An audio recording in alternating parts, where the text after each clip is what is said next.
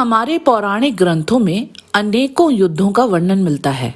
उन युद्धों में कई प्रकार के हथियारों का प्रयोग किया गया। हथियारों की प्रकृति के आधार पर उन्हें अस्त्र या शस्त्र कहा जाता है। दोनों शब्दों में अंतर है। वह हथियार जिन्हें हाथ में पकड़कर ही शत्रु पर प्रहार किया जाता है, उन्हें शस्त्र कहा जाता है। जैसे ब्रह्मास्त्र एक अस्त्र है और खड्ग एक शस्त्र। आज हम इस वीडियो में जानेंगे कि हमारे सनातनी इतिहास के सबसे शक्तिशाली शस्त्र कौन से थे। ओम गणपति चैनल में आपका स्वागत है। अगर आपको हमारे वीडियो पसंद आते हैं तो कृपया चैनल को सब्सक्राइब और वीडियो को लाइक अवश्य करें। इससे हमें और भी अच्छा कार्य करने की प्रेरणा मिलती है। परशुराम जी का फरसा। परशुराम जी का वास्तविक नाम रामभद्र था, किंतु परशु धारण करने के कारण वह परशुराम कहलाए। भगवान शिव ने स्वयं अपना शक्तिशाली फरसा परशुराम जी को दिया था। जब परशुराम जी का कार्तवीर्य अर्जुन के साथ युद्ध हुआ था तो परशुराम जी ने इसी फरसे के प्रहार से ही उसका वध किया था। इसके बाद भी उन्होंने 21 बार उन अभिमानी क्षत्रियों का सफाया इस धरती से किया था। बलराम जी का हल। शक्ति के प्रतीक बलराम जी, जिन्हें आदिशेष जी का भी अवतार माना गया है, उनका प्रमुख शस्त्र हल ही था। इसीलिए उन्हें हलधर या बलचित के नाम से भी जाना जाता था।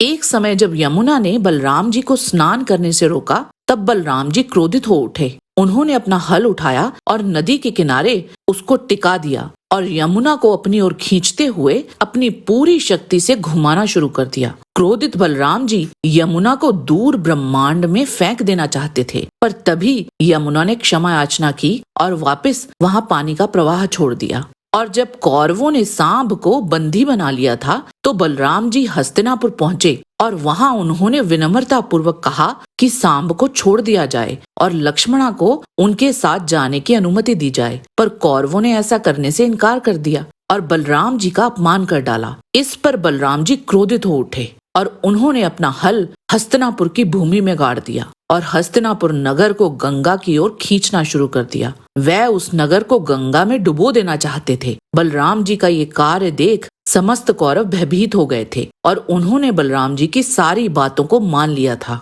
देवराज इंद्र का वज्र। वज्र एक दुर्जय और अत्यधिक शक्तिशाली शस्त्र है। एक बार चलाने पर इससे इतनी ऊर्जा निकलती है जो लाखों प्राणियों को क्षण भर में ही भस्म कर सकती है। देवराज इंद्र ने इसका उपयोग कर वल और वृत्र जैसे अति बलशाली राक्षसों का वध किया था। ऋग्वेद के अनुसार वज्र का निर्माण देवों के आयुधों के निर्माता त्वस्तर ने किया था और पुराणों में इसके निर्माण की एक रोचक कथा है। वृत्रासुर नामक अति शक्तिशाली दैत्य देवलोक पर कब्जा कर चुका था। तब ब्रह्मा जी ने उन्हें बताया कि वृत्रासुर का अंत महर्षि दधीचि की अस्थियों से बने अस्त्र से ही संभव है। बाद में उनकी अस्थियों से बने वज्र से इंद्र ने वृत्रासुर को मारकर तीनों लोगों को सुखी किया था। कौमोद की गदा। यह भगवान विष्णु जी की अजेय गदा थी। गदा शक्ति का प्रतीक है। भगवान विष्णु इसे अपने बाएं हाथ में धारण करते हैं।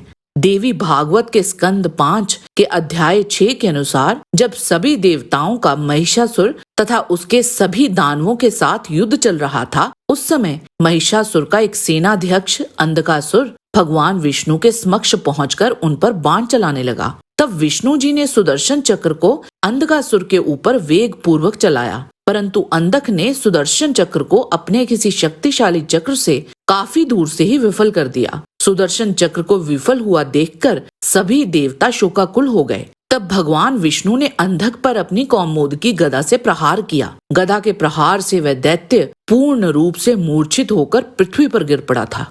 भगवान कार्तिकेय की वेल या शक्ति। कार्तिकेय जी को ये शक्तिशाली वेल उनकी माता पार्वती द्वारा प्रदान की गई थी। इसी शक्ति के प्रहार से ही उन्होंने दैत्यराज तारकासुर को धराशायी किया था। उस शक्ति के आघात को तारकासुर सह न पाया और मारा गया था। महाभारत के शल्य पर्व के अनुसार उन्होंने 10 लाख असुरों से सुरक्षित त्रिपाद का और करोड़ों दैत्य योद्धाओं से घिरे हुए हदोदर का भी नाना प्रकार के आयुधधारी अनुचरों सहित वध उसी वेल से कर डाला था। भगवान शिव का त्रिशूल। भगवान शिव का प्रमुख शस्त्र त्रिशूल है। यह 3 गुण सत्व, रज और तम का परिचायक है। वह शंकर जी द्वारा छोड़े जाने पर इस पृथ्वी को विदीर्ण कर सकता है, महासागरों को सुखा सकता है अथवा समस्त संसार का संहार कर सकता है। भगवान शिव के इस त्रिशूल का नाम विजय था।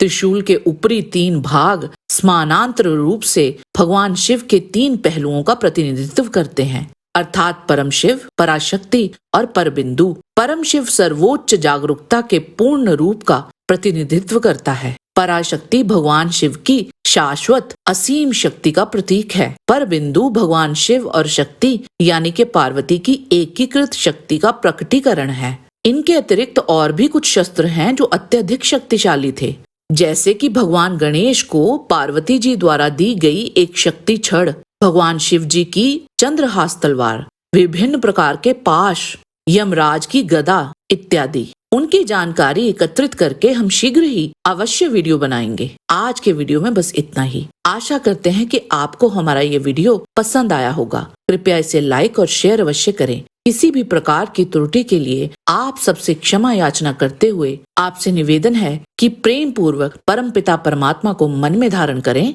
और बोलें, वैदिक सनातन धर्म की सदा ही जय।